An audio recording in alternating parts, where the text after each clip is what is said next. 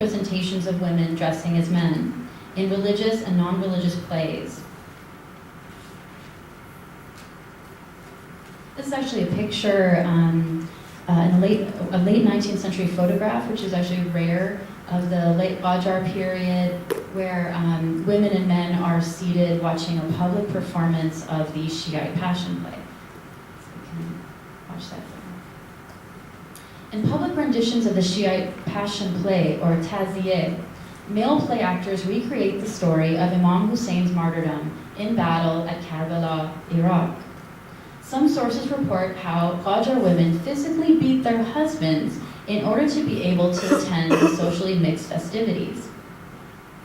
Negar Motahedeh has also discussed the female tradition of the Shiite Passion play, where women actors performed at females-only events.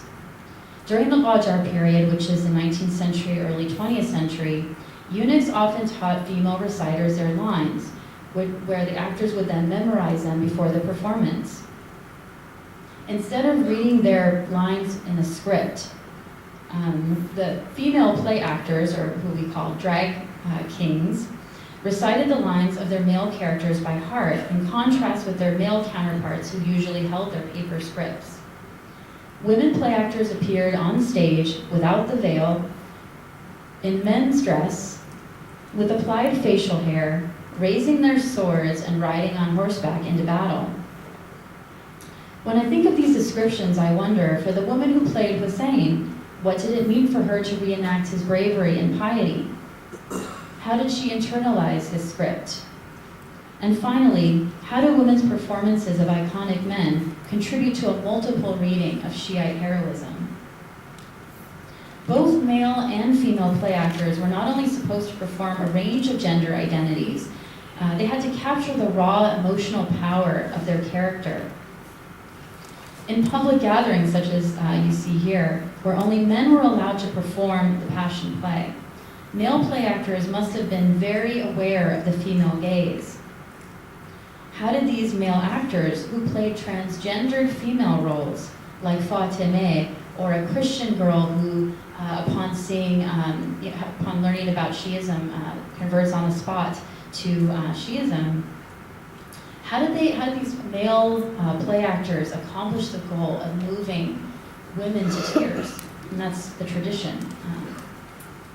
How were they able to achieve this level of empathy if it wasn't to some degree also dependent on their ability to convincingly become their female characters? Jean Howard and Negar Motahedeh have both pointed to the fact that male transvestism, or the wearing of clothes traditionally associated with the opposite sex or gender, male transvestism in the Qajar era Passion play illustrates the fluidity of male-female boundaries. After all, Howard says, if a boy can so successfully personate the voice, gait, and manner of a woman, how stable can those boundaries separating one sexual kind from another be, and how secure are those powers assigned to the hierarchically superior sex? Iranian women's improvisational theater, which is actually where many women of many different social classes gather, and sometimes in a home. In the old days, it used to be that you would gather in front of a fountain or a small, what is the word, hose? It's like a pool, I guess. So women would gather, and in this folk tradition, this would be an opportunity to criticize any social practices they didn't like. They could just sort of talk about their problems with each other, and they would play act in order to do these things. Incidentally, during all the female social gatherings, typically male musicians would sometimes be required to veil their eyes with a blindfold. In one example of improvised theater, Bolobashi describes two Tehrani games where women dress elaborately as men. Quote, whenever the women took the role of a man, mimicked him, wore men's clothes, made themselves up like a man, and took on the aspects of walking and moving their arms like a man, and changing their voices to sound like a man, one would have said that a real man was playing the role of a man. In many descriptions of women's dance play, including women performing the Jahili dance that I showed you earlier, where women wear suits, trousers, hats, dance in a particular fashion, this usually has led male writers to claim that women are mimicking or imitating men. In Bolabashi's description above, however, we can observe how the author sees women's masculinity virtually indistinguishable from men, since, quote, one would have said that a real man was present. I think we can take this even further and suggest that Jamile's performance of male masculinity defies simple categorizations. And I was thinking about this on the way here, actually. Her movement is so graceful and strong, fluid, kind of funny, joyful, and also original. So on my fourth point, I wanted to mention about female masculinity. There is a tension between how women self-express gender and the ways in which others are putting those categories, are placing those categories on them. So this is here where I wanted to talk about European accounts of Persian women. In 19th century European sources, we have many writings on the veiled Persian woman. For example, in English travel accounts of the 19th century, Persian women's inferior status to men was irrefutable proof of the latter's patriarchal dominance.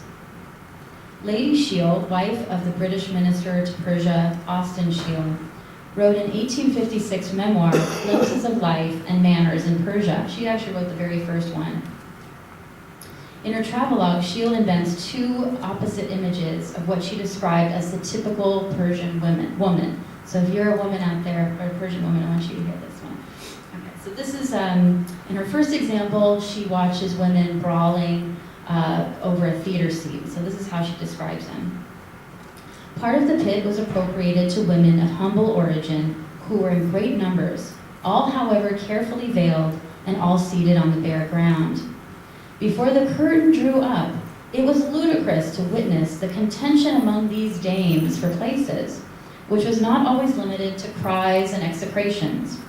They often proceeded to blows, striking each other heartily on the head with the iron heel of their slippers, dexterously snatched off the foot for the purpose, and worse still, tearing off each other's veils. Several guards were present to keep the peace, armed with long sticks, with which they unmercifully belabored these pugnacious devotees. So that's her one image, these brawling women. The second image is in a later part of her book, where she describes, giving an example of a typical Persian woman. She says, "A woman cannot move about without being thickly veiled.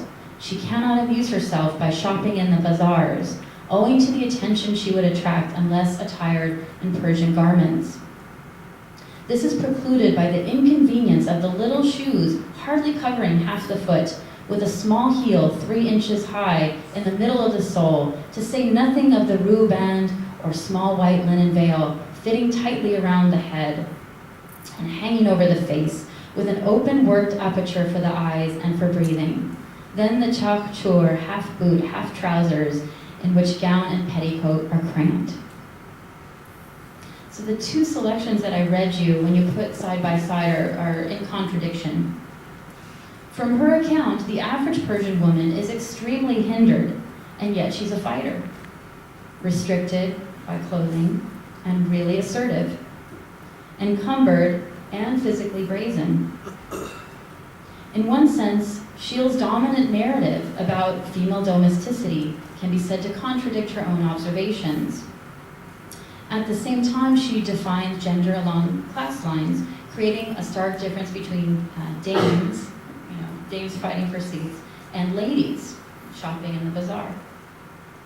Persian women of a lower social class appear coarse, while regally dressed upper-class women in her descriptions are feminine, though apparently incapacitated by their clothes.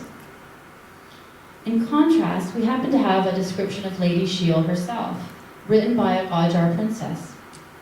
She writes, "Her clothes were most interesting and appeared uncomfortable. Her dress had an open neckline. The bodice went down to an abnormally narrow waist. Later, I discovered that they wear something underneath like a cage, she's referring to the corset, with bones to make their waist narrow. In reality, they are prisons in their own costumes. So the Qajar princess delivers a devastating critique of the freedom of English women. Her indictment of the corset plays with the idea of veiling, in this case, veiling the female figure. Iranian male authors also sought to preserve notions of female domesticity. The Qajar-era handbook, Disciplining Women, and I'm running out of time, so I'm gonna make this shorter. So there's a handbook for women written by an anonymous author called Disciplining Women, and it was written in the 1880s. So consider some of the things that this handbook instructs. For women to have exemplary behavior, not to express anger or complaint, to agree with every wish of their husbands, to be attractive at all times, to sexually satisfy their husbands, to never share household issues with their friends and confidants, to never grieve, be sad, withdrawn, scowl, hold a grudge, reproach, verbally abuse, scream, or fight with their husbands. Overall, the role of women was said to be of good managers of the household. So some Iranian scholars have said this is an example of how patriarchal Qajar society was. And what I suggest alternatively is that we can read this instruction manual as an example of how powerful women were. For example, if women were so submissive, why would you need a detailed instruction manual teaching them how to be? Presumably you don't need one. And furthermore, you can really get a sense of this. For example, in chapter 4, women are reprimanded for showing anger or wrath. Chapter 1 implores women to be deferent and humble in their behavior. Chapter 2, to refrain from harsh or poisonous speech. So you can kind of get the sense of what this handbook is trying to do. And also the fact that it's an anonymous author. I find that really interesting. He was probably pretty concerned about how women would feel after this was circulating. The anonymous author of Disciplining Women also prescribed how women could enhance their femininity by cultivating delicate manners and improving hygiene so as to make themselves more attractive. And that means bathing more, changing your clothes more often, wearing perfume, cultivating good breath. Many reformers of the late 19th and early 20th centuries blamed the inaccessibility of women for Iran's slow development, and also blamed women wearing the veil and women's seclusion for, quote, men gazing at their own kind. In other words, modernist reformers thought Iranian men pursue same-sex relations because they don't have adequate access to women. Because of the veil and women's seclusion, and they saw this particular form of sexual behavior as a sign of Iran's backwardness. Najmabadi has also written about how female mustaches for women during the Qajar period were a mark of beauty. And in the 20th century, they're criticized for being too masculine and making women look too much like men. Throughout the 20th century, women's progress was explained in terms of how to become more beautiful like foreign women, as Iranian women plucked, waxed, and coiffed their way to modernity. The new beauty culture, I thought I was going to get a laugh on that one. The new beauty culture in Iran was supposed to make women more distinguishable from men, more feminine. So the author of Disciplining Women, in the final analysis, implicitly recognized that marital success or failure is determined by women, though this power is partly framed in terms of how to keep men's interest. So I'm going to skip ahead a little bit to my final. So I'm going to actually skip to my final point and talk about female masculinity in terms of how foreign women have dressed as men in order to be free in Persia. So I'm going to talk about that. From another point of view, European and American women found Persia a place where they could reinvent themselves and refuse, in the words of Judith Butler, the compulsory performance of femininity. A vivid example can be found in Sarah Hobson's book, Through Persia in Disguise, written in 1973. In her account, Hobson travels to Iran as John, touring the countryside on a motorbike, disguised in men's clothing in order to know more about Islam. In her account, she remarked on the thrill to be able to enter places forbidden to women. Like, for example, she goes to a Shiite religious school and hangs out with the theology students there in the holy city of Qom. In her book, she described the process of becoming a man. Quote, "I bought the voluminous trousers and shirt and added some masculine details, a spotted handkerchief, a pipe, and suede boots. The physical change was more difficult, though I cropped my hair like a boy's, with short sideboards and a parting. I tried to darken my chin with an eyebrow pencil, but my skin itched so much that I had to wash it off. I tried to flatten my breasts with bandages, but they seemed too impractical, and I ended with a wide elastic girdle. In the stomach of my shirt, I sewed a pocket for my passport and traveler's checks, hoping it would reduce the contours of my chest. Any remaining bulges I covered with notebooks in my breast pocket." So what's striking about this passage is that for Hobson, what I really get the sense from her is that the act of becoming a man is not just a means of performing, a cross-cultural escapade, not just a means of sort of infiltrating male space, but it's a goal in itself.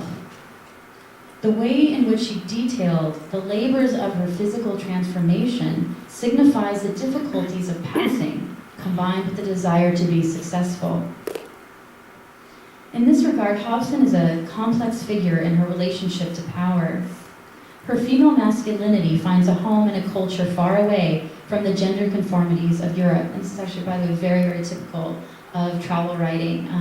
This idea, wanting to talk about the oppression of women in foreign lands and in the East, but also for women feeling so free. European and American women talking about how free they were. So it's an interesting juxtaposition.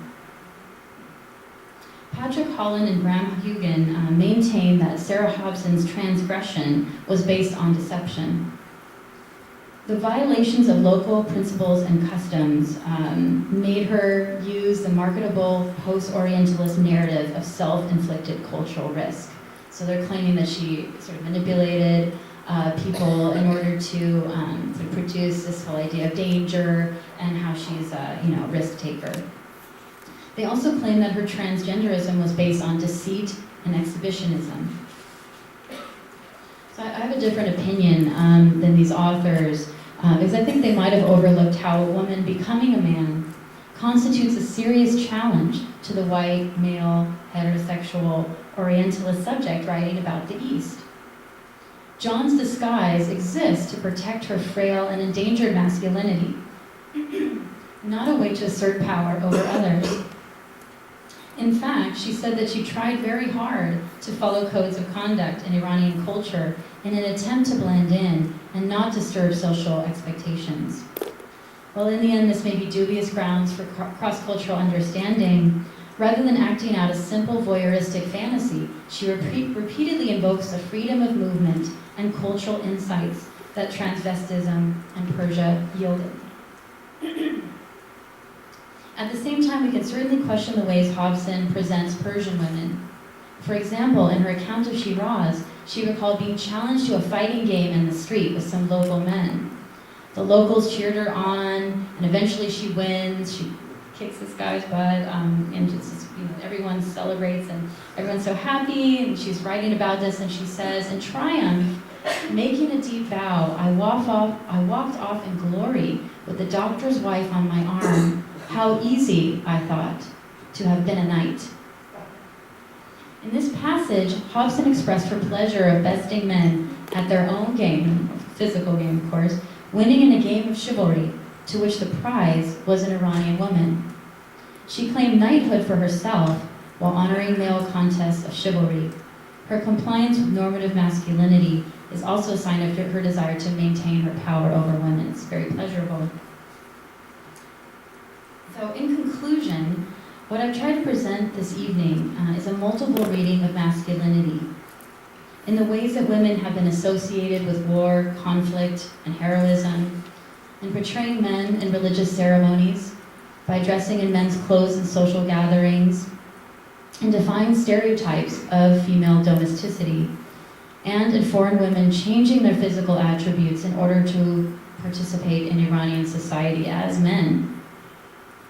The task of writing about female masculinity, although I'm still surprised that so many people who are interested in female masculinity coming tonight, but the task of writing about it is really challenging because what I feel is it doesn't fit the script.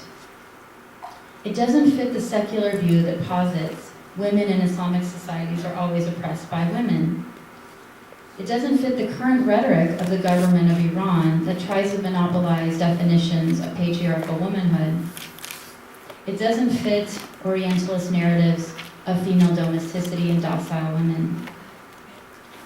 The study acts as a foray into women's constructions of masculinity that challenge what we think about the dominant narrative of Iranian women.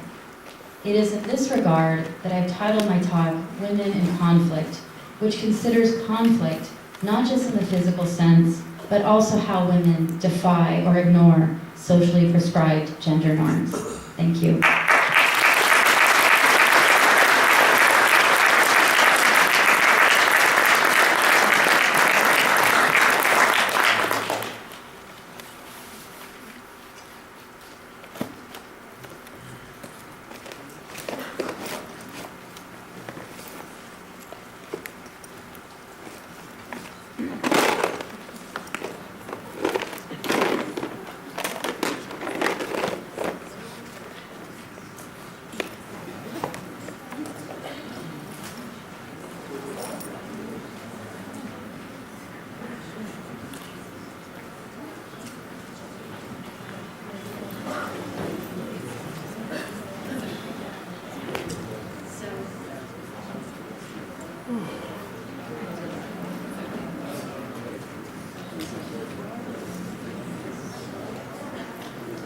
I felt very bad about this not working, so we are just trying to see whether it will work. I'm sorry, just for 1 second. She's making an effort so that you guys can listen to the song. I really encourage you to go home. But in the meantime, why don't we start taking questions while she's working at it? Please, any questions? Students, come on. You, I'm sure, have some questions. Please. I want to see hands. If you ask a question. Yes, yes.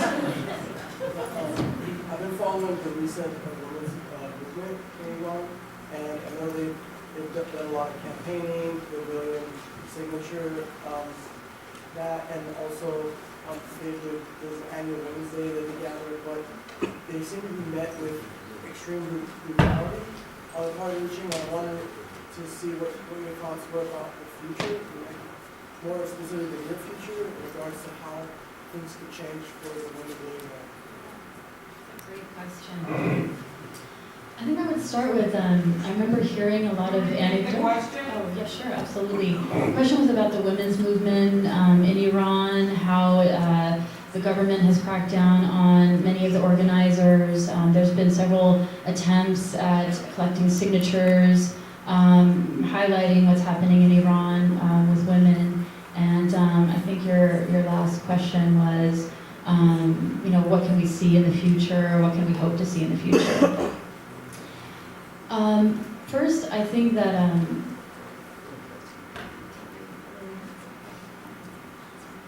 Jamila is really, her spirit is really trying to be a part of this gathering.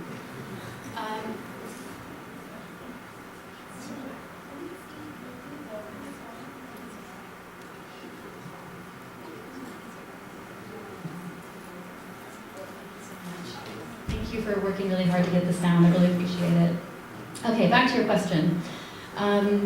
So during the events right after the Iranian Revolution of 1979, there were a lot of people that said that women were very vocal, had organized demonstrations, especially when the veil was being imposed on women who didn't believe in it. And it's very interesting when I hear people saying that anecdotally women were much more defiant toward the government, toward the Revolutionary Guards, towards various other people that were trying to enforce the veil as a mandate. So I think it's really it's always been the case, even since 1979, that women have organized, have, despite death threats, like Shirin Ebadi is one great example, actually just continuing no matter what. And you mentioned that signature campaign, but I think right now what happened right after the Green Movement was that a lot of women organizers were arrested, a lot of student groups that were organizing and protesting for women's rights were also arrested and given detention sentences, and all sorts of things were happening right after the Green Movement. So it's very difficult. It's very difficult because the government actually took the Green Movement as an opportunity to suppress all sorts of people who were trying to advance human rights.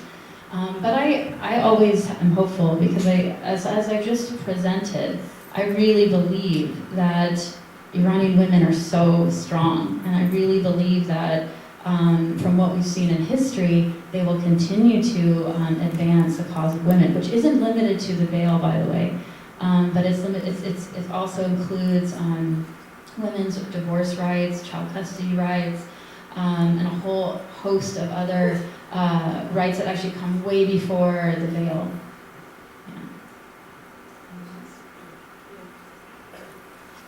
I'm sorry, what was the name of the book that you talked about where the woman describes something man and talks about? It's called Through Persia in Disguise. Was that your own question? You gonna read it? Yeah. Okay. I also recommend another book by a woman named Eberhard. I didn't have a chance to talk about her, but she's a French woman who goes to North Africa and assumes the identity of Si Mahmoud. And that's also a really interesting example of transvestism. And, I was just wondering, so during the Pahlavi regime, there was this like hyper femininity, there's a kind of push to be more like European women. So I was wondering if today, is there still that like comparison, and do you think that it switched back to like the Pahlavi dynasty, or do you think that still exists, that kind of like comparison and anxiety? I definitely think it exists. Najmabadi talks about just the female mustache, the history of the female mustache. That in the Qajar era, it was considered, women actually drew it with coal because it was, considered very beautiful. What happens is that by the 1930s and 40s, Iranian women are encouraged to become more European because that becomes the standard of modernity. So they're told no mustaches, they're told, like I said, waxing, plucking, all that kind of stuff, wearing certain types of clothes, skirts and so on. And all of these things are supposed to, sort of define the modern woman. So I think there is a shift, but the interesting thing is, this is what Najmabadi talks about, for very strict religious families, women are not supposed to, alter their face or wax, remove their facial hair until they get married. So, and then, young religious women complain, they say, but I'm going to look like a man. So that's already been associated with